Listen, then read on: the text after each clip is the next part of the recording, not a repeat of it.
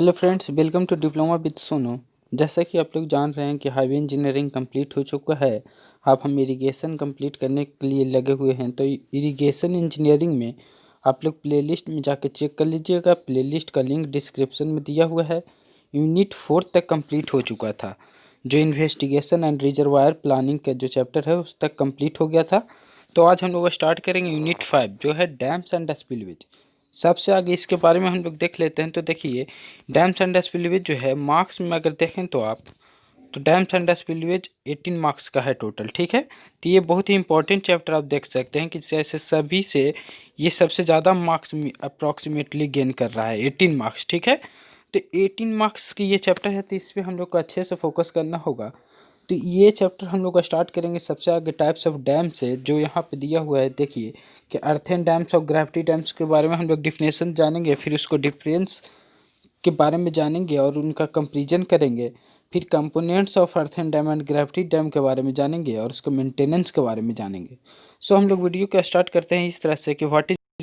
तो देखिए, सबसे आगे हम लोग ग्रेविटी डैम के बारे में पढ़ने जा रहे हैं, लेकिन उससे पहले हम लोग देखेंगे कि डैम्स क्या होता है। डैम्स एंड स्पिलवेज चैप्टर का नाम है, तो इसके आगे हम लोग को जानना होगा कि डैम क्या होता है। उसके बाद हम लोग जानेंगे आगे। ठीक है, तो डैम के बारे में देखिए डिफिनेशन क्या दिया हुआ है कि a solid barrier constructed at a suitable location across a river valley to store flowing water. एक सॉलिड बैरियर मतलब एक ऐसा बैरियर जो रिवर में या कोई भी फ्लोइंग वाटर एरिया में कंस्ट्रक्ट किया जाता है स्टोर करने के लिए फ्लोइंग वाटर का, तो उसको हम लोग बोलेंगे डैम्स। तो इसका सिंपल डिफिनेशन है solid barrier constructed at a suitable location across a river valley to store flowing water is called dam. तो डैम का आप लोग डिफिनेशन समझ गए होंगे। अब देखिए डैम का, तो यहाँ से हम लोग पता चल गया कि डैम क्या होता है।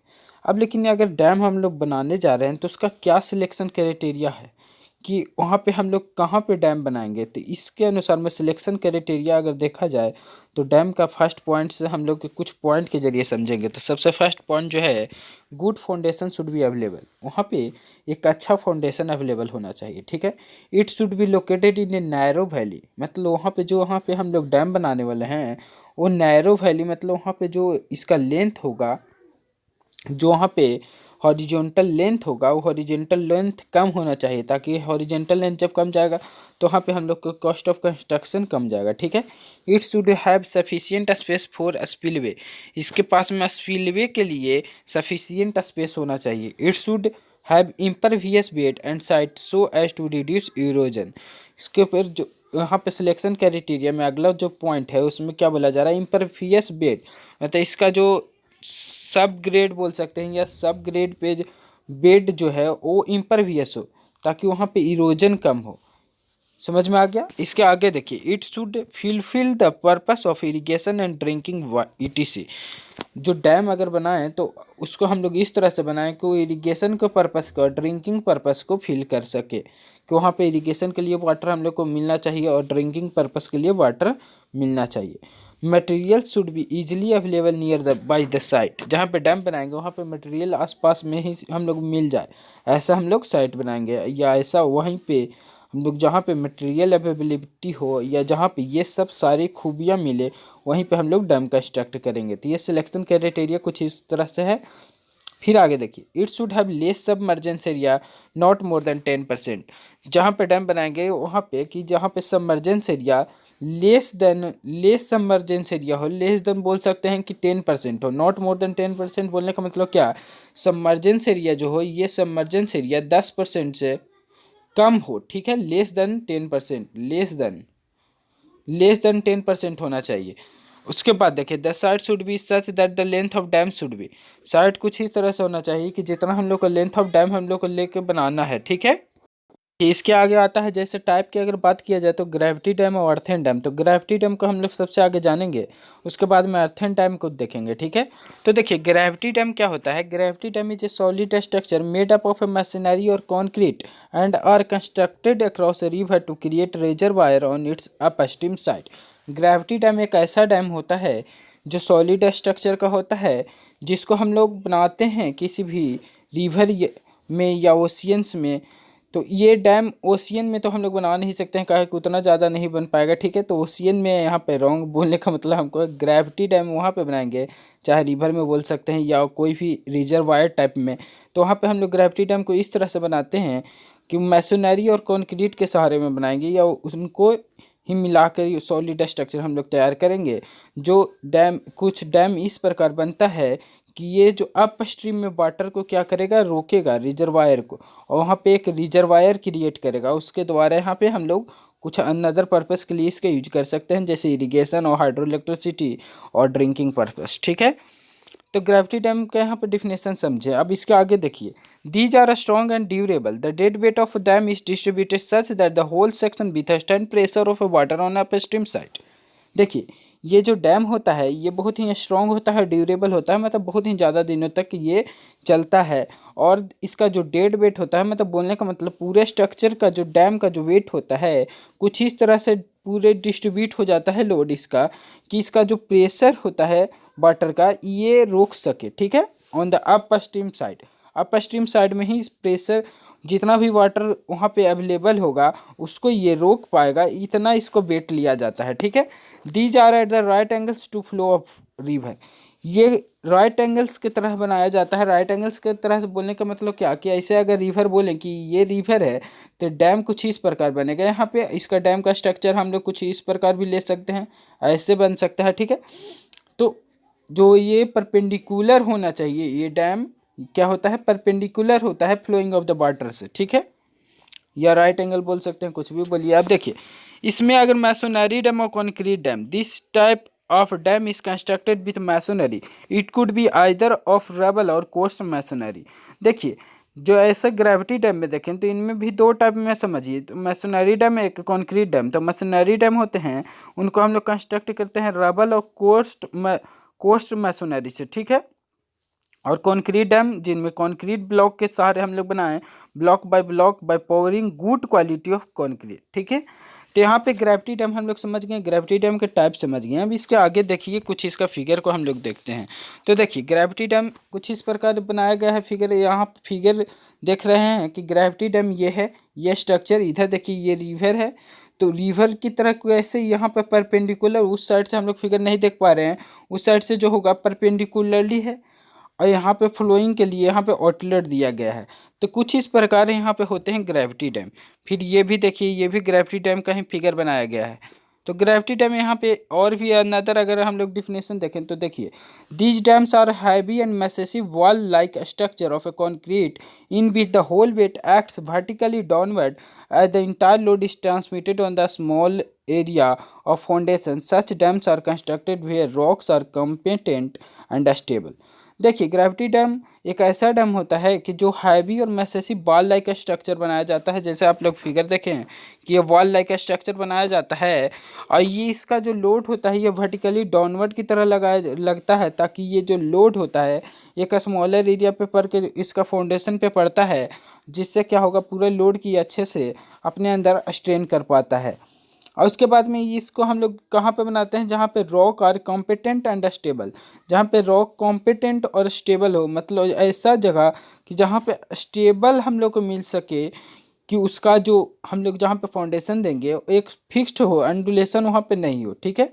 तो वहाँ पे हम लोग इसका यूज करते हैं। एग्जाम्पल अगर देखें तो ग्रेविटी डैम का एक एग्जाम्पल है भाखड़ा डैम, भाखड़ा नागल डैम जिसको हम लोग बोलते हैं। तो देखिए, Bhakra dam is the highest concrete gravity dam in Asia.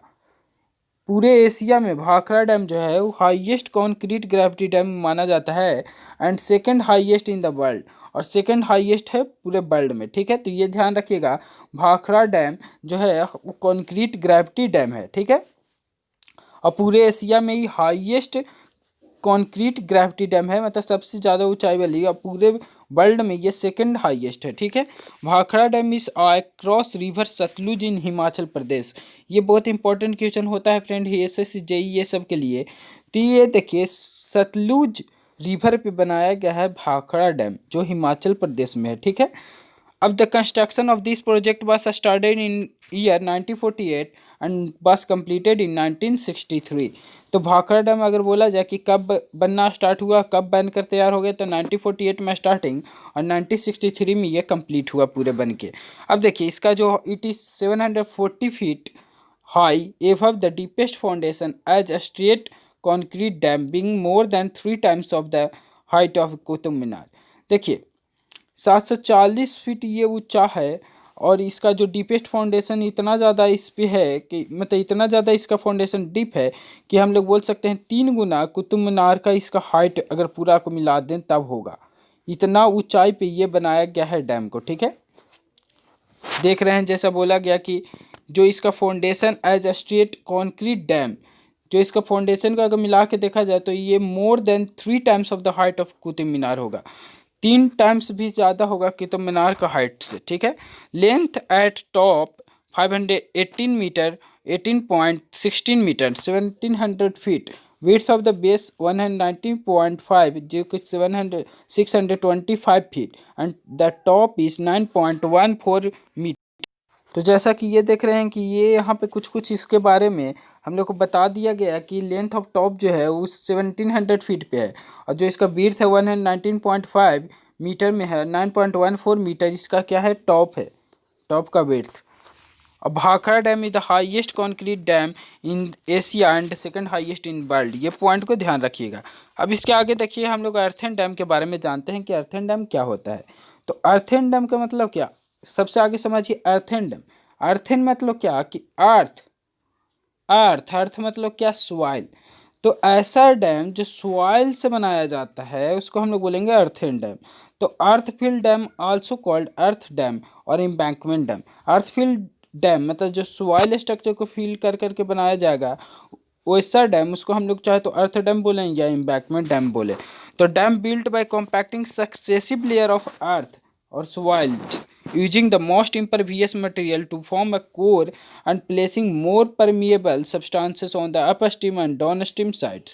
तो इसको हम लोग कुछ इस प्रकार अर्थ को कॉम्पैक्ट करके के बनाते हैं कि ये इसका इम्परवियस लेयर हम लोग दे देते हैं चाहे अप स्ट्रीम साइड में और डाउन स्ट्रीम साइड में और इसको बनाते हैं। A dam built of soil material sand loam clay and so on. एक ऐसा डैम जो सैंड लोम क्ले ये सब मटेरियल से बनाया जाता है उसको हम लोग बोलते हैं earthen dam with a trapezoidal और nearly trapezoidal cross section.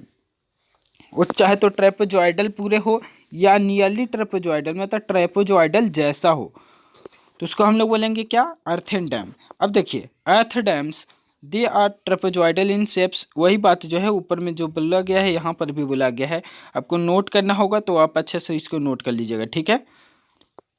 Pause करके वीडियो को नोट कर लीजिएगा, वही डिफिनेशन ही सेम चीज़ है, इस पे अच्छा से लिखा हुआ है, ठीक है।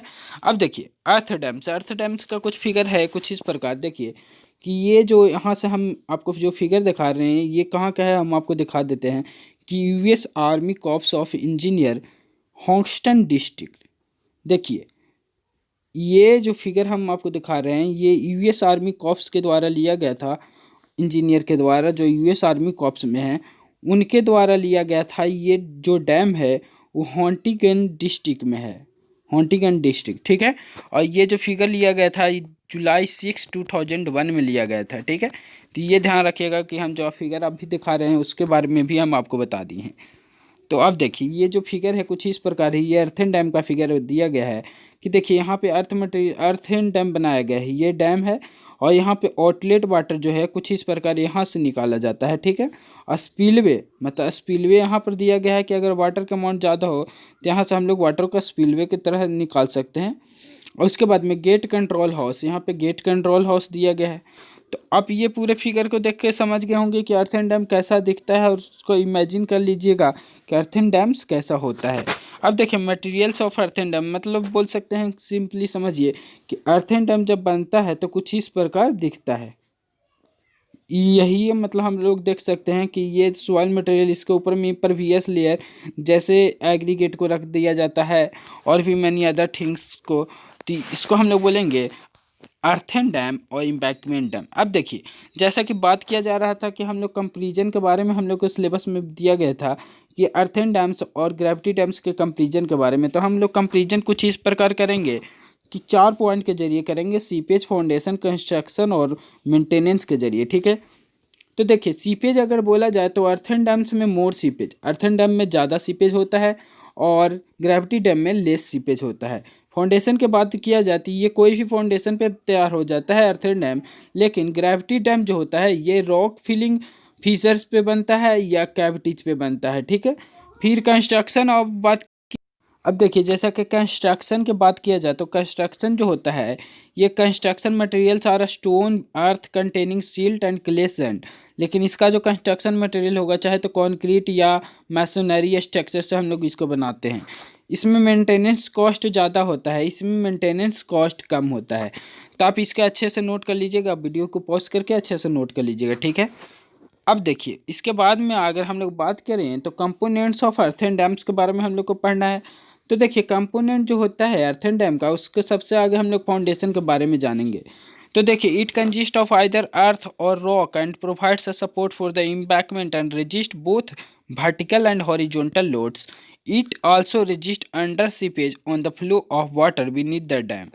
देखिए कंपोनेंट्स ऑफ अर्थन डैम में सबसे आगे फाउंडेशन के बारे में हम लोग जान रहे थे। तो फाउंडेशन क्या होता है, ये एक अर्थ और रॉक का, अर्थ चाहे या रॉक का, ये एक सपोर्टिव मेंबर की तरह काम करता है फाउंडेशन, कि ये रेजिस्ट करता है वर्टिकल और हॉरिजॉन्टल लोड्स को और सीपेज फ्लो को भी रोकता है इंटरनली एम्बैंकमेंट डैम के अंदर। ठीक है, अब कोर ऑफ ए मेम्ब्रेन, देखिए कोर ऑफ ए मेम्ब्रेन क्या होता है, it holds back the free water of the dam reservoir. It is located either at the center of upstream from the center of the dam. In the case of Rockfield Dam, the core is provided on the upstream face. देखिए core क्या होता है, core of A member, core एक ऐसा membrane होता है जो free water जो डैम का होता है उसको होल्ड करता है, और ये चाहे तो सेंटर में होता है to resist the under seepage, ये रेजिस्ट करता है अंडर सीपेज को।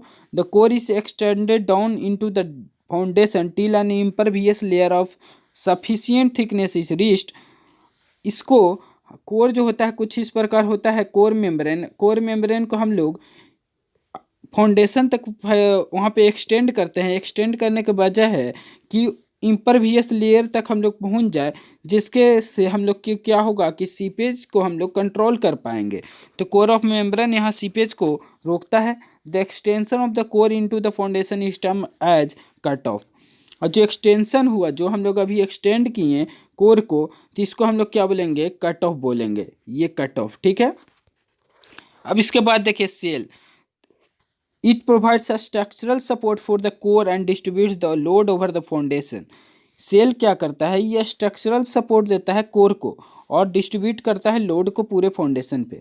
The dam which are constructed of the same material and are called homogeneous dams and small dams can suitably be constructed as homogeneous and if the available material are suitable. देखिए shell क्या होता है, एक ऐसा membrane होता है कि जो कोर को सपोर्ट करता है और पूरे लोड को डिस्ट्रीब्यूट करता है फाउंडेशन तक। सेल में क्या होता है कि अगर एक ही मटेरियल से अगर हम लोग बनाएं तो उसको होमोजेनियस डैम बोलेंगे, और स्मॉल डैम जो होता है होमोजेनियस डैम के ही मतलब में आता है। उसमें अगर हम लोग को मटेरियल अवेलेबल है तो उसको हम लोग स्मॉल डैम को होमोजेनियस डैम ही की तरह ही बना देते हैं। फिर होता है transition filter. Transition filter core और सेल के बीच में दिया हुआ एक लेयर होता है। इसको हम लोग अच्छे से देखते हैं कि in core dams are transition filter between the core and shell is generally provided to prevent the migration of fine grained core material into the pores of coarse grained shell materials. देखिए तो ये core और cell के बीच में होता है, हम लोग जैसा कि बात किए थे। तो इसको ट्रांजिशन फिल्टर को देने का मकसद ये होता है कि जो कोर का जो स्मॉलर पीसेस ऑफ मेम्ब्रेन है उस सेल के कोस्ट पीसेस से ना मिले, जिसके चलते एक बीच में एक लेयर को दिया जाता है। इस लेयर को हम लोग बोलते हैं ट्रांजिशन फिल्टर। ठीक है, in case of difference in particle size of the material of the core and cell is small, then the transition filter is omitted. But in case of clay cover or rock or gravel cell, a transition filter is necessarily provided. अगर दोनों material का same size हो, course और cell, देखिए अगर cell और core जो हो ये दोनों मटेरियल अगर सेम साइजेज का हो या अप्रोक्सीमेटली सेम साइजेज का हो, तो ट्रांजिशन फिल्टर ये दोनों के बीच में हम लोग नहीं दे सकते हैं। उनों के बीच में हम लोग नहीं दे पाएंगे, ठीक है। तो अगर ये दोनों मटेरियल सेम शेप का नहीं हो, एक हो जो रॉक और ग्रेवल या एक हो जो सैंड और सिल्ट, तो इस प्रकार में रहे तो हाँ हम लोग ट्रांजिशन फिल्टर देना नेसेसरी हो जाता है। इंटरनल ड्रेन, इसके बाद में आता है internal drain. An internal drain is provided in the downstream side of the dam to carry and away the seepage through the core and cutoff, and also to prevent the saturation of the upstream part of the downstream cell by rain on the dam।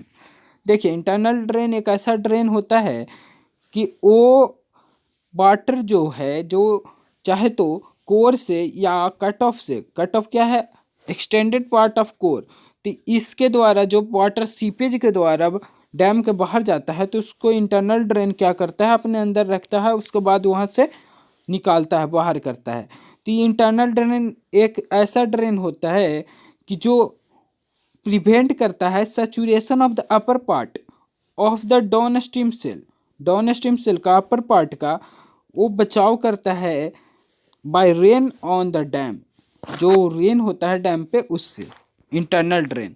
अब देखिए टोए drain क्या होता है। A toe drain is provided at the downstream face of the shell, rip rap और grating is provided to cover the upstream phase to prevent erosion in और wash by waves।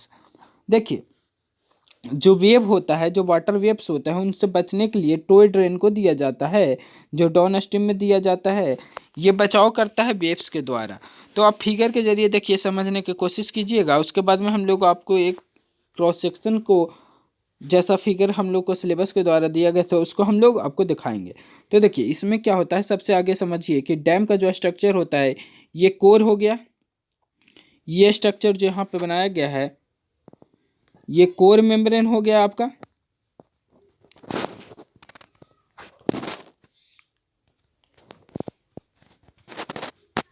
ये core हो गया, ठीक है। अब इसके बाद देखिए ये जो पार्ट हुआ इसके बगल में ये सेल हो गया, ठीक है। यहाँ पे इंटरनल ड्रेन होता है और यहाँ पे टोय ड्रेन होता है। तो आप लोग ये सब फिगर को समझ रहे हैं। फिर ये रिप्रेप प्रोटेक्शन यहाँ पे लगाया जाता है। फिर ट्रांजिशन फिल्टर ये दोनों के बीच में होता है, कोर और सेल के बीच में। तो आप लोग समझ रहे हैं कि ट्रांजिशन फिल्टर कहाँ पे है, कोर और सेल के बीच में लगाया जाता है। फिर टॉप विथ ये होता है, सेम चीज़ फिर इधर पे आप देख सकते हैं कि फ्री बोर्ड इधर है, फिर फाउंडेशन यहाँ पे दिया गया है, कट ऑफ मतलब कि एक्सटेंडेड पार्ट ऑफ कोर। तो कुछ इस प्रकार फिगर होता है अर्थन डैम्स का। अब इसके बाद में देखिए typical cross section of zoned earth fill dam. एक जोन्ड अर्थ फिल डैम रहेगा तो उसका टिपिकल क्रॉस सेक्शन कैसा होता है ये देखिए। तो इसमें देखिए सबसे पहले अप्रोक्सीमेट रॉक लाइन, ये रॉक लाइन नीचे में दिया जाता है। फिर ओरिजिनल सब ग्रेड, इसके बाद में ओरिजिनल सब ग्रेड होता है कुछ इस प्रकार। फिर इसके अंदर दिया जाता है इम्परवियस रोल्ड फील्ड, मतलब एक ऐसा लेयर जिसके अंदर से मतलब वाटर पास नहीं कर सके, इम्परवियस लेयर वहाँ पे दिया जाता है। और उसके बाद में 1.75 के स्लोप यहाँ पे दिया जाएगा। इसका जो बीट्स होगा 4232 अप्रॉक्स होता है। फिर 1/7 और 1.75 यहाँ पे फिर स्लोप दिया जाता है। फिर वैसे ही यहाँ पे इंटरनल ड्रेन होगा, टोय ड्रेन, और यहाँ पे इंटरनल ड्रेन दिया जाएगा, ठीक है। फिर यहाँ पे रॉक फिल दिया जाता है और इसके बाद में ऊपर में भी रॉक फिल, फिर मैक्सिमम वाटर यहाँ तक जाएगा तो यहाँ पे रॉक फिल दिया जाता है ताकि जो होगा यहाँ पे इम्परवियस लेयर तैयार हो सके। तो कुछ इस प्रकार होता है cross section of zoned earth fill. इसके आगे हम लोग जो सिलेबस के अनुसार होगा उसके अगले लेक्चर में हम लोग कवर करेंगे। सो फ्रेंड इस वीडियो को हम लोग यहाँ तक ही एंड करेंगे। अगर आप फेसबुक या टेलीग्राम से जुड़ना चाहते हैं, जैसा कि आप लोग जान रहे हैं कि व्हाट्सएप में प्राइवेसी आने वाला है, तो इसके कारण हम लोग, अगर आप लोग टेलीग्राम या आप लोग फेसबुक ग्रुप से जुड़ना चाहते हैं तो डिस्क्रिप्शन में लिंक रहेगा, वहाँ सब लोग ज्वाइन हो जाइएगा। सो फ्रेंड्स इस वीडियो को ज़्यादा से ज़्यादा शेयर कीजिए एंड थैंक यू ऑल।